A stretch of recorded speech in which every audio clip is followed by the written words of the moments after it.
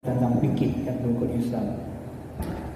Sholat, puasa, zakat, haji, karena itu wajib kita lakukan, maka kita menjadi wajib belajar ilmunya. Kalau enggak kita pelajari, bagaimana kita melaksanakan kewajiban sholat dengan baik? Kan itu. Maka dia menjadi wajib dipelajari. Kemudian yang kedua, ilmu akidah tentang iman. Beriman kepada Allah, mengenal Allah, malaikat, rasul, kitab. Ini rukun iman. Jadi supaya keimanan kita mantap terhadap iman yang 6 ini, wajib kita belajar ilmu tauhid, namanya ilmu akidah. Karena yang membahas rukun iman ini adalah ilmu tauhid atau ilmu akidah. Baru yang ketiga, ilmu ihsan. Saya mengkelompokkan ilmu ihsan ini termasuk ilmu spiritual Islam. Kalau ilmu fikih itu rasionalitas Islam. Lebih banyak menggunakan rasio, memahami Al-Quran hadis, membuat pola-pola. Bagaimana pola pikir Nabi, pola pikir Allah, Al-Quran, kira-kira gitu kan. Bagaimana cara Allah berhukum, menetapkan hukum, bagaimana cara Nabi berhukum, itu ada teknisnya, itu dikaji secara akliyah. Ya. Maka dia lebih kepada rasionalitas. Kalau ilmu tauhid dia lebih kepada emosionalnya. Kenapa? Karena kita beriman kepada yang gaib itu gunakan hati, rasa. Jadi cenderung emosional. Maka orang beriman itu ya kalau Al-Quran dihina, agama dihina, dia marah, itu emosional, dia muncul. Memang harus ada itu, Pak. Kalau nggak ada emosional, bahaya. Agama kita diinjak-injak orang kan. Baru yang ketiga, spiritual. Ya, itu yang disebut dengan ilmu ihsan. Jadi ada rasional Islam, ada emosional tauhid, ada cenderung spiritual. Kenapa ilmu spiritual ini penting? Kalau kita tidak ada yang mendalaminya, Pak, maka umat kita nanti lari ke spiritual hitam. Datang dukun-dukun, gak ngerti bagaimana nyembuhkan santet, akhirnya dia datang dukun santet. Maka Ibnu Qayyim kan terjebak dia, boleh meminta bantuan tukang sihir katanya untuk menghilangkan sihir, tapi sekadar untuk menghilangkan sihir katanya. Kenapa? Karena yang tahu sihir tukang sihir katanya. Coba dia keluarkan pendapat seperti itu. Padahal sebenarnya kalau kita datang tukang sihir, sebenarnya ya, karena nggak boleh kan datangin tukang sihir. Tapi karena terpaksa apalagi katanya. Wong yang tahu sihir cuma tukang sihir katanya. Maka boleh mendatangi tukang sihir sekedar untuk menghilangkan sihir. Nah, akibatnya kan ke sana. Maka muncullah nanti tanah Jawa masih banyak, Pak. Santet-santet masih banyak. Kalau kita baca berita kan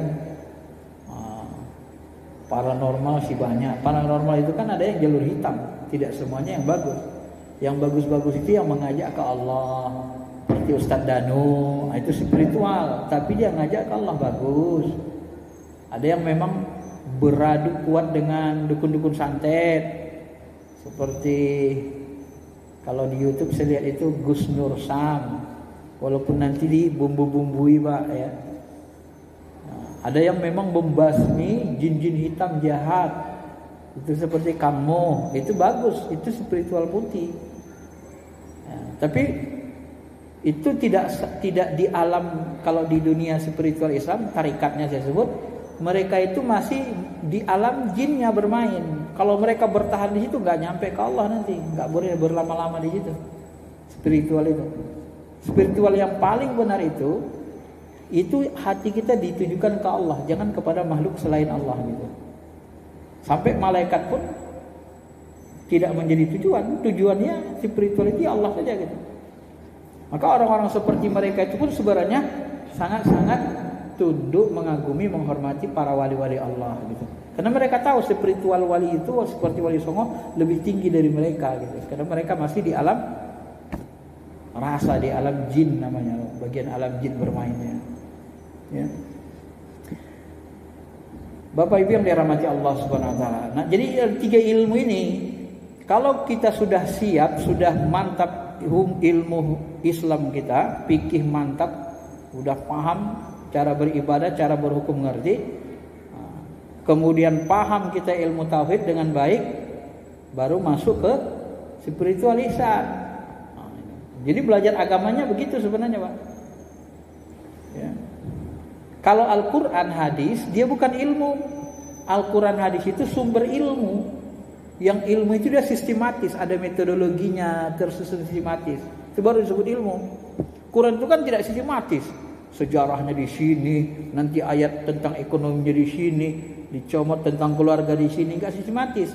Dia makanya bahan baku, sumber ilmu. Bukan ilmu. Ilmu itu sistematis. Ya.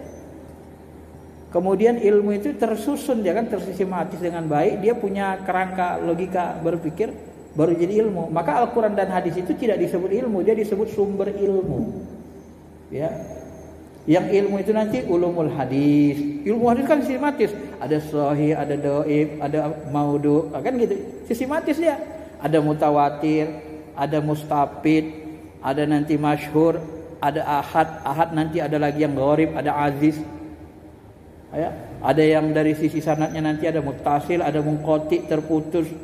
Ada lagi nanti hadis yang mauquf, disampaikan sahabat tapi tidak disebutkan dari Nabi. Ada yang dari tabi'in. Banyak sekali, itu sistematis, itu berilmu namanya, ilmu hadis. Tapi kalau hadisnya sunnahnya, dia bahan bakunya sumber ilmu. Nah, secara kampusnya begitu Pak memahaminya ya. Kecuali ilmu tafsir, itu sistematis. Cara menafsir bagaimana? Ilmu lagi. Namanya ulumul Quran kan, bagian dari ulumul Quran. Ilmu tafsir. Nah, maka memang yang paling penting kita pelajari itu 3 itu tadi. Baru ditambah lagi dengan cara menafsir. Karena kita perlu ilmu sumber. Bagaimana memahami sumber Al-Quran, maka kita membutuhkan ilmu tafsir. Bagaimana memahami hadis, kita membutuhkan ilmu hadis. Karena 2 sumber ini nanti setelah kita memahami menafsirkan Quran, paham kita memahami hadis, metodologi memahami hadis, jadi metode memahami Quran tafsir ini kita ambil, metode memahami hadis ini kita ambil, baru kita masukkan ke ilmu fikih. Jadi ilmu fikih itu sistematis, ilmu hukum Islam, ilmu fikih. Lalu kita belajar. Kemudian kita ambil lagi metodologi tafsir dengan metodologi memahami hadis tadi, kita gabung lagi, karena ini sumber kan ilmu hadis, ilmu tafsir, tafsir Al-Quran dan hadis ini sumber ilmu, kita ambil ini, baru kita masukkan ke ilmu tauhid. Percaya kepada Allah. Allah itu sebenarnya gimana? Sifatnya gimana? Af'alnya gimana? Kalau mentauhidkan dia gimana? Kan gitu. Zatnya bagaimana? Ya. Ini hati-hati Pak. Saya mencoba menelusuri satu golongan, lama-lama mereka menjadi mujassimah tauhidnya, menyamakan Allah dengan makhluk. Khuliqa Adam ala surati Rahman. Allah menciptakan Adam seperti bentuk Allah yang Rahman. Jadi sampai mereka mengatakan Allah itu zatnya seperti Nabi Adam, pemuda yang sangat tampan. Yang kemarin saya WA di grup masjid. Ya, sampai Ibnu Taimiyah mengatakan hadis itu sahih. Sebelum dia belajar ilmu spiritual Islam, tasawuf, dia lebih cenderung mujassimah itu, Ibnu Taimiyah. Karena dia mensahihkan hadis, aku melihat Allah dalam mimpiku dalam bentuk pemuda yang sangat tampan. Ya, Bapak bisa bayangkan, kan lari tauhidnya Pak. Kalau Allah itu bentuk pemuda yang sangat tampan seperti Nabi Adam, itu zat aslinya. Ngapain susah-susah Allah menunjukkan? Ya pastilah ditunjukkan Allah dirinya di depan sahabat. Ya lo tunjukkanlah. Oh kayak pemuda kan gampang menunjukkannya Pak.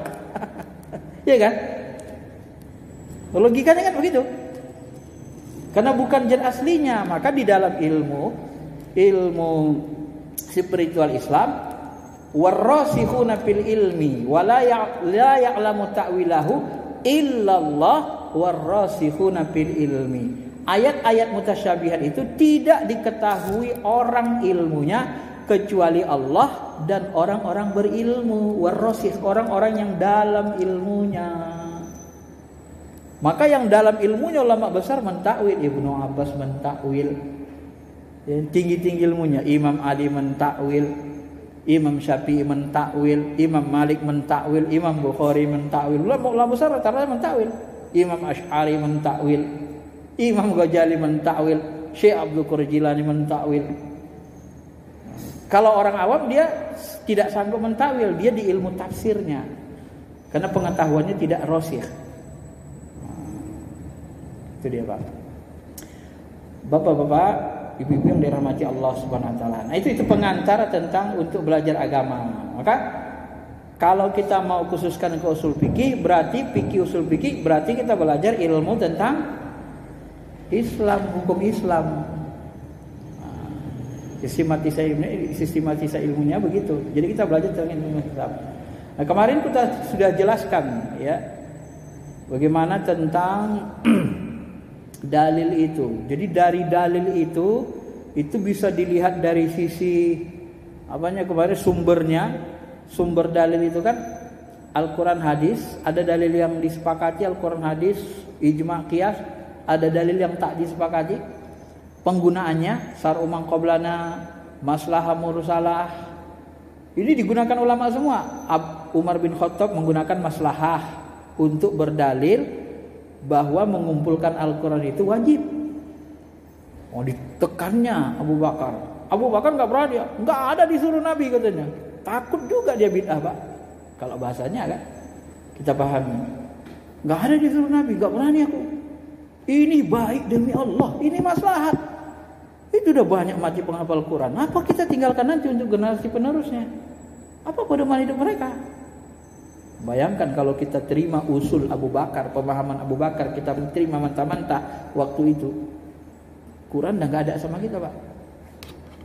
Makanya di tingkat sahabat itu pun kadang-kadang pemahaman mereka benar di masa mereka, zaman sekarang udah nggak benar lagi.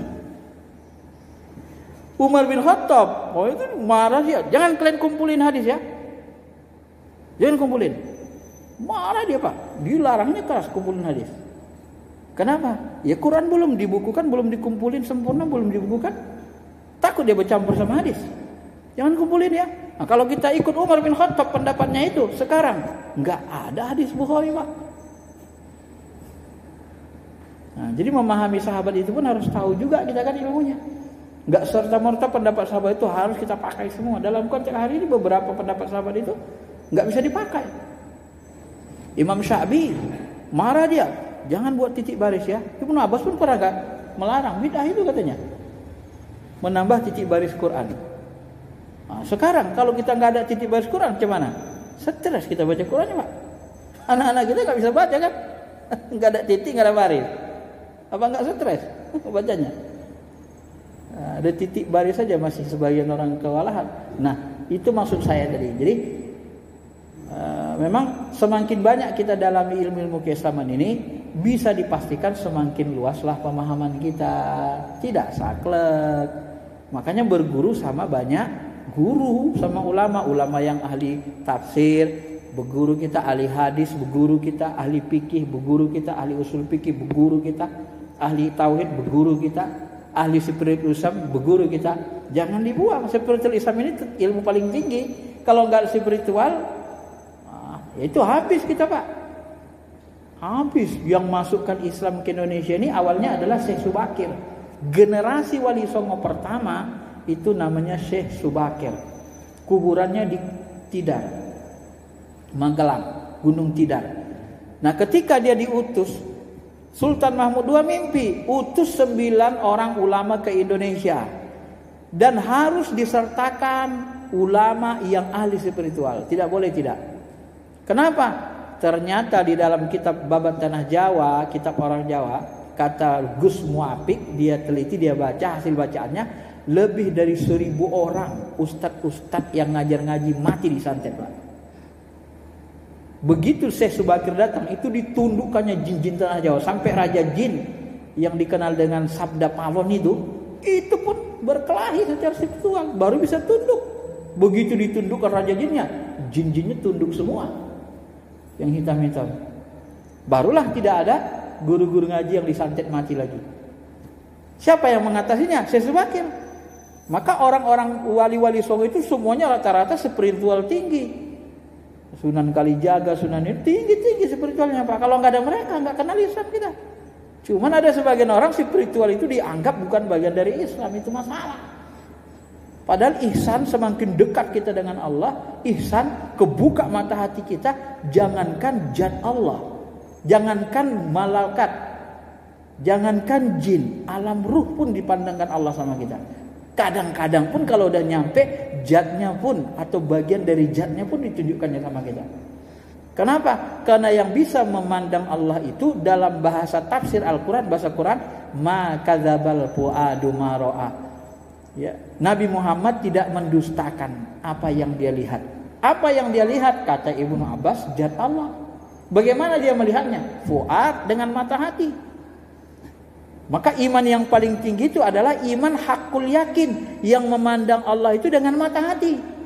Kalau iman yang namanya ainul yakin, percaya kepada Allah karena ain, pandangan mata kepala, fisik, itu tingkat rendah. Ilmu yakin tinggi dikit, bain akal. Tapi hakul yakin pakai mata hati Pak, lebih tinggi dari semuanya. Nah, maka semakin dalam spiritualnya dipastikan semakin kenal sama Allah Subhanahu Wa Taala. Ya kalau nggak dekat sama Allah nggak mungkin ada karomahnya Pak. Kayak Wali Songo, 9 wali muncul karomah itu kan karena kedekatan sama Allah kan. Ya. Nah, cuman bagi orang-orang sebagian yang tidak belajar, tidak mendalami, dituduhlah orang-orang tarikat itu tarikat nggak bagian dari Islam. Tarikat itu adalah Syiah. Mana dari Syiah tarikat? Coba pergi Bapak ke Syiah sana Iran. Mereka nggak kenal dengan tarikat. Kata tarikat tak ada di sana. Yang ada di sana mullah. Mullah itu tingkat ulama. Yang ada di sana imamah. Keyakinan tauhid mereka. Mana ada tarikat? Imamah 12 yang mereka percaya, habis itu putus. Kalau tarikat kan nggak ada putusnya. Jadi kok dibilang dari Syiah tarikat? Nah, ini kesalahan karena tidak meneliti secara mendetail mendalam ya. Maka terjadilah tuduhan-tuduhan yang tidak benar. Karena nanti orang tarikat ini disamakan dengan Syiah, padahal jauh sekali bedanya. Orang tarikat itu memuliakan Abu Bakar, apalagi Naqsabandiyah. Gurunya nanti tersambung ke Salman Al-Farisi Abu Bakar. Orang Syiah ada yang memuliakan Abu Bakar? Enggak ada. Naqsabandi itu lebih memuliakan Abu Bakar dari Ali. Lebih tinggi makam rohani Abu Bakar dari Imam Ali di tarikat Naqsabandiyah. Jadi mana mungkin Syiah seperti itu kan? Yakin Bapak Syiah itu? Akidahnya sudah beda. Nah ini maka segala sesuatu itu timbalah ilmu dari ulama atau ustadz yang ahli di bidang ilmu itu. Gitu ya. Bapak Ibu yang dirahmati Allah Subhanahu Wa Taala, ini saya cek buku usul fikihnya, kok buku usul fikihnya tinggal di ini nih. Yang haknya tinggal di rumah. Yang di sininya nggak kelihatan. Ini kan banyak bukunya, tak terkopi dia, tinggal di hard disk. Ini ada tafsir. Ilmu tafsir ini kan ilmu sumber. Nah, sejarah ini tambahan. Kalau ilmu Islam ini lah dia usul fikih, kemudian sama fikihnya. Ini ilmu. Ini buku fikih ini kan. Ini termasuk ilmu hukum Islam.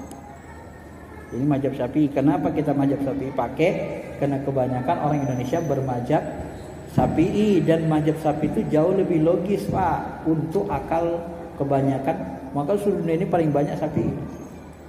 Analogisnya lebih kuat gitu ya. Lebih rasional. Nah, ini ilmu hadis. Ini ilmu sumber. Nah, setelah hadis baru Quran hadis, baru masuk fikih, setelah itu tadi masuk ilmu tauhid. Tauhid, ini tauhidnya buku tauhid. Ya. As-Sunnah wal Jamaahnya ini ketua Asy'ari, nanti Wahabi mengaku-ngaku, Salafi Wahabi mengaku-ngaku sebagai Ahlussunnah. Maka nanti buku tauhid Salafi agak berbeda isinya dengan buku tauhid Imam Asy'ari, ya. Kalau di dalam-dalami seperti saya katakan tadi, sebahagian ulama besarnya ini itu memandang Tuhan itu ya seperti berjisim, cenderung ke mujassimahnya. Kenapa? Karena mereka tidak mendalami spiritual Islam. Kalau nggak mendalami spiritual Islam, pengetahuannya tidak sampai ke makom zat, nggak kenal dia zat Allah. Dia hanya kenal sampai makom sifat. Karena syariat itu di makom sifat. Ya, sifat Allah bisa dia kenali, tapi zat nggak bisa dikenali. Karena zat itu termasuk mengenalinya harus pakai kedalaman hati, mata hati, inti ruh kita baru dibukakan Allah hijabnya. Ya. Masyarul muslimin, bapak-bapak yang dirahmati Allah Subhanahu Wa Taala.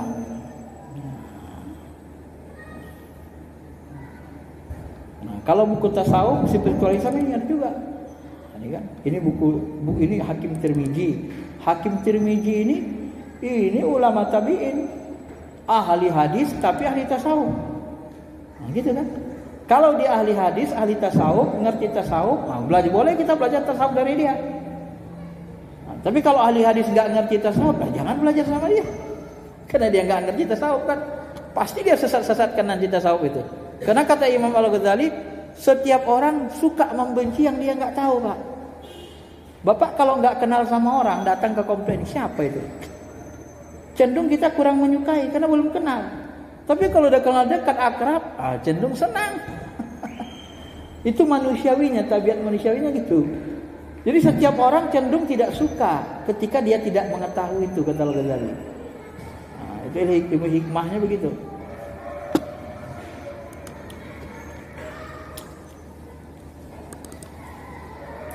Nah, jadi usul fikih ini tinggal buku usul fikihnya. Usul fikihnya udah masuk qawaidul fiqhiyah. Qawaidul fiqhiyah udah tinggi. Maksudnya dari awal dulu ya. Nah, dari awal itu inilah nanti buku namanya buku sumber. Ini kajian usul fikih. PowerPoint yang ada ini.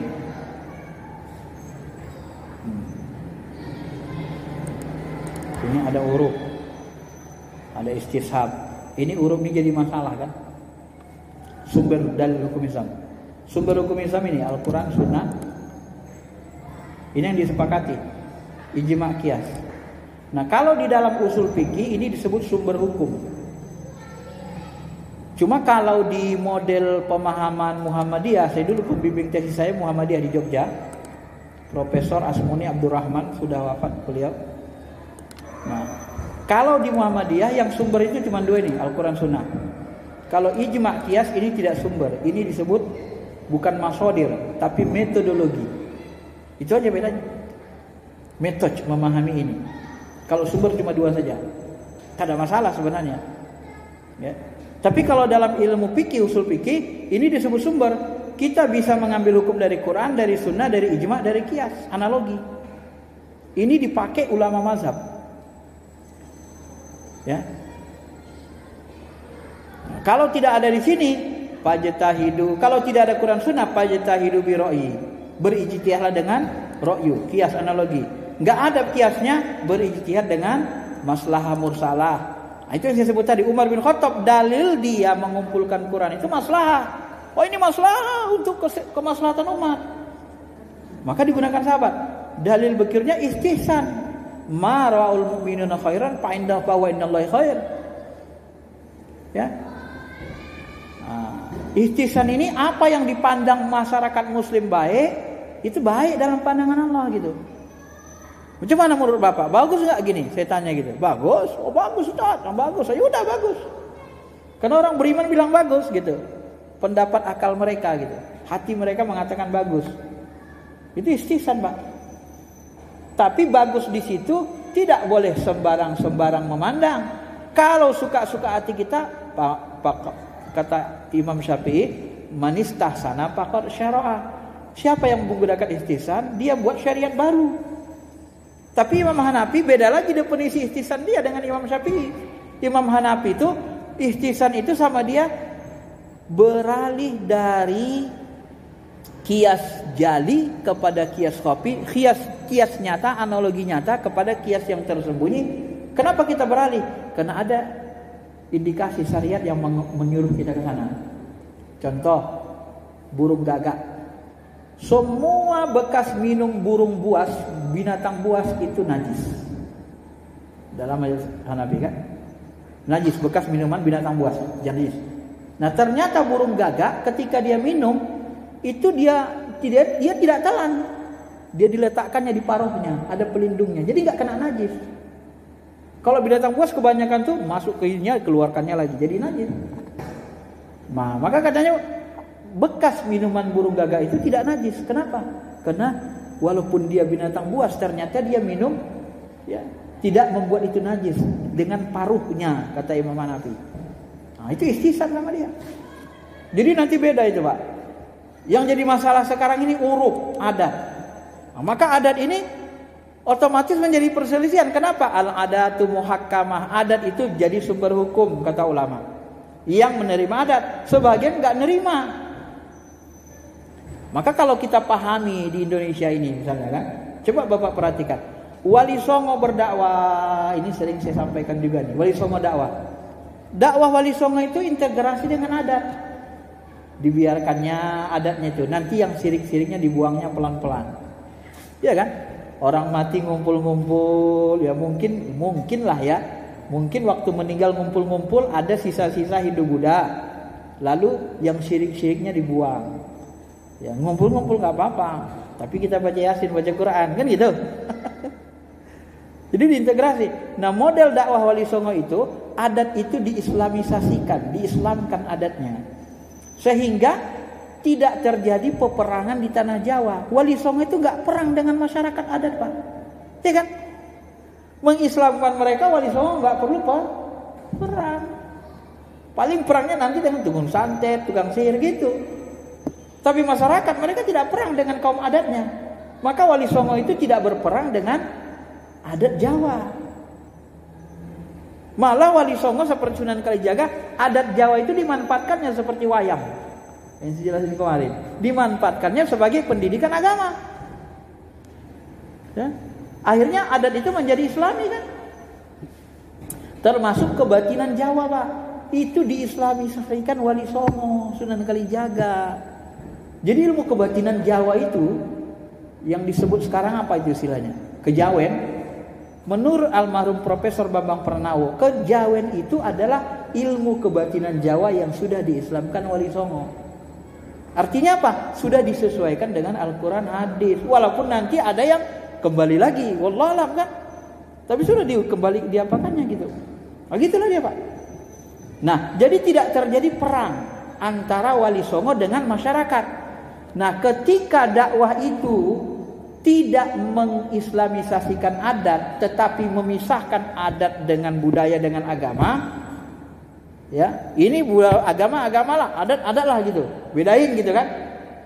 Nah, itu karena terlalu keras kadang-kadang terjadi bentrok.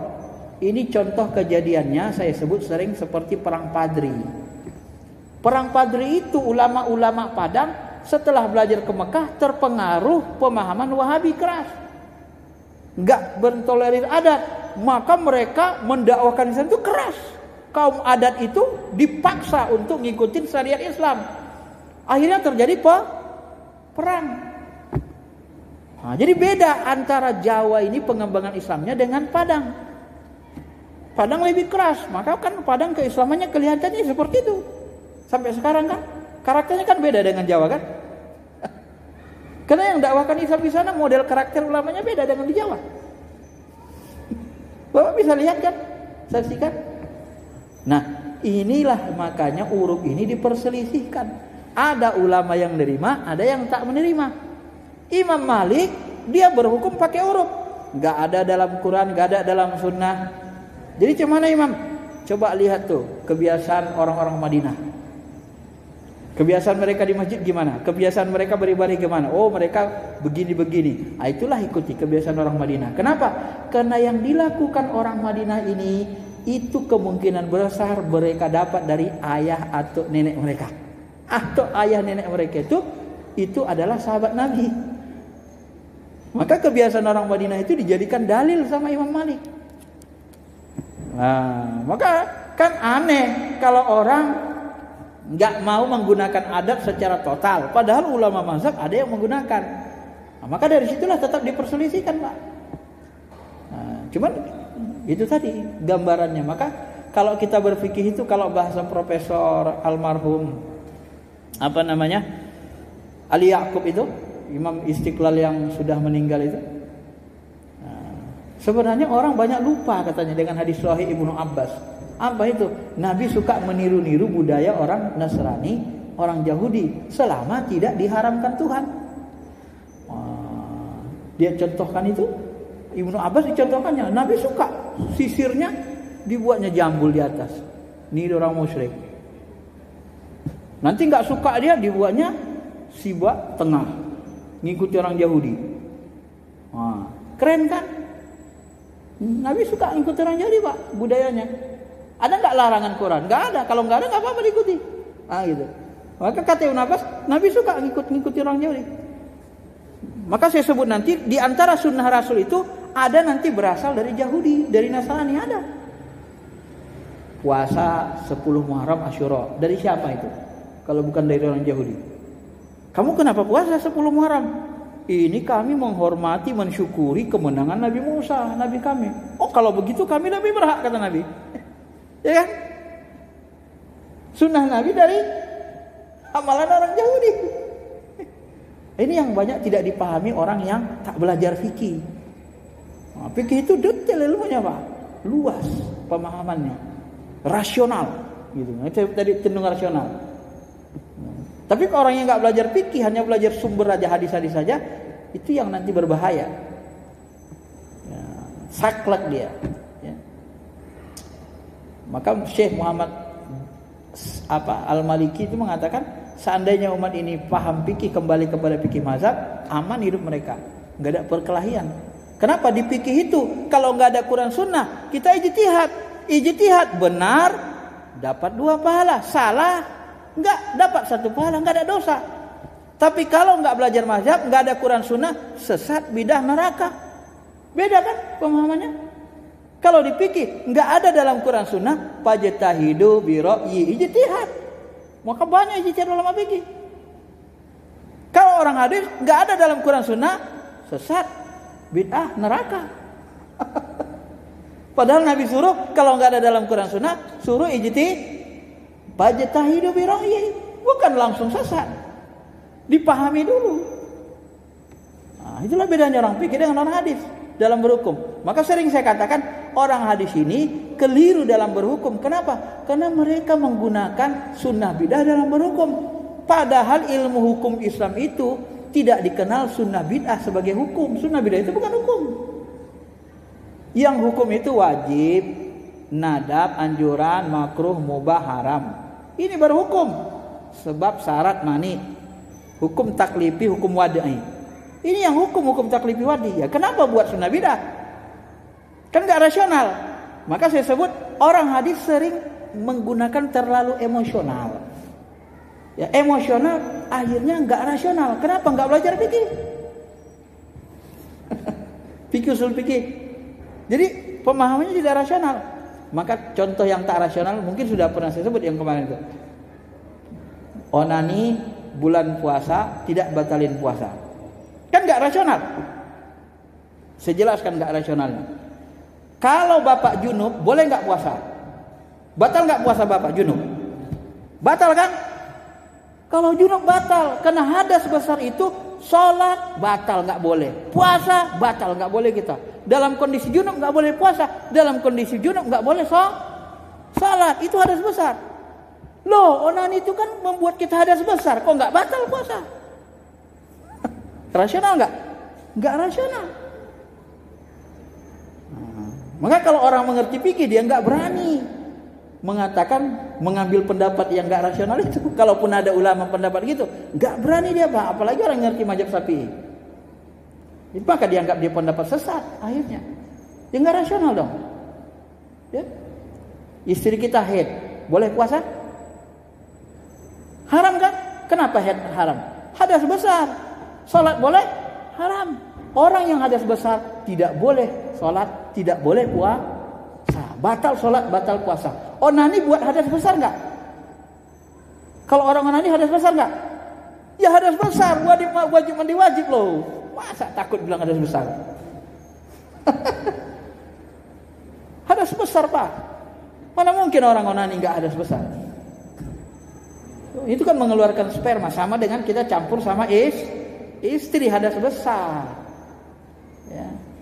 Wajib mandi. Kalau hadas besar ya batal lah puasanya. Maka kalau ada orang bilang onani nggak batalin puasa, itu pemahaman yang tak rasional. Kalau bahasa fikih sapiahnya ya cenderung sesat lah. Kenapa itu terjadi? Kenapa itu dipilih? Karena tidak memahami fikih, usul fikih dengan baik sebenarnya. Nah, penguasaannya tidak mendetail tentang ini. Ya. Bapak Ibu yang dirahmati Allah Subhanahu Wa Taala. Kemudian ada saddud zari'ah. Saddud zari'ah itu menutup pintu terjadinya apa? Terjadinya kerusakan, terjadinya dosa. Nah, maka itu dari mana ayatnya? Wala taqrabuz zina, jangan dekati zina. Sebenarnya yang diharamkan itu zina. Tapi kenapa kita dilarang Allah dekati zina? Pacaran halal enggak? Haram enggak? Halal apa haram? Haram. Karena dekati zina. Ya, maka digunakanlah saddud zara'i. Saddud zara'i itu menutup pintu. Sebenarnya yang diharamkan sekali itu adalah zinanya. Nah, tapi karena kalau kita dekati zina dikhawatirkan terjerumus kepada zina, maka perbuatan mendekati zina menjadi haram. Nah, dalilnya itulah makanya saddud zari'ah ini. Kenapa rokok itu diharamkan sebagian ulama? Karena rokok itu pintu narkoba. Dalilnya bisa ke saddud zari'ah. Yang tidak menggunakan saddud zari'ah, serokok itu hukumnya makruh. Maka orang cenderung memakruhkan rokok. Makruh hukum dasarnya. Apa makruh, Pak? Dikerjakan, tidak disukai, ditinggalkan, dapat pahala. Jadi hukum yang 5 itu nggak boleh sebenarnya dibuang itu. Bahaya kita. Kenapa?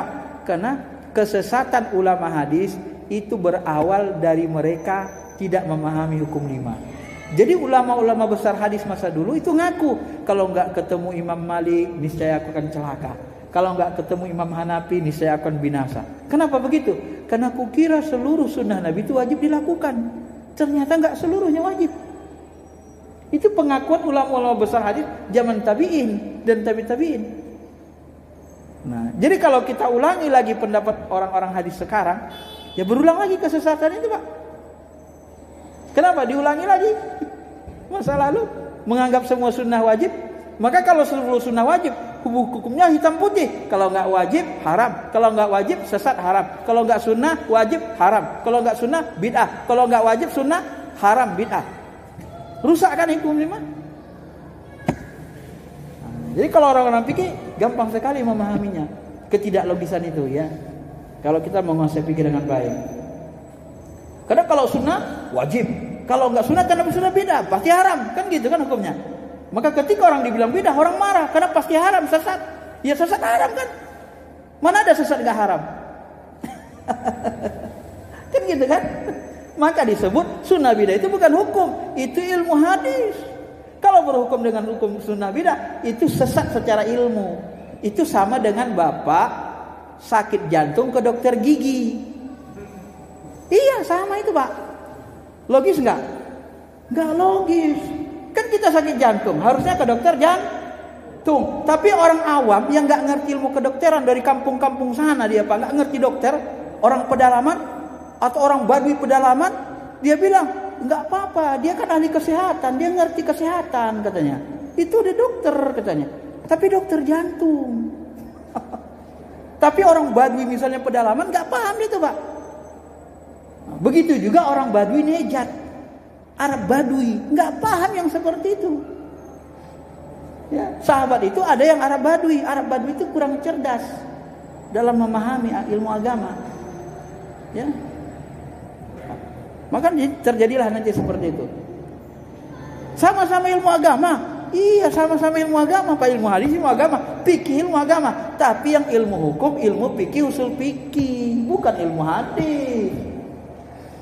Ilmu hadis itu ilmu sumber kan, hadis itu sumber hukum Islam. Nah, begitulah memahaminya, logika yang bangun. Ya. Udah aja, saya kira itu aja. ajan dulu lanjut atau ajan langsung sholat? Tanya jawab. Langsung sholat. Ah ya udah nggak apa-apa, saya ngikut aja. Ya. Saya kira itu saja dulu.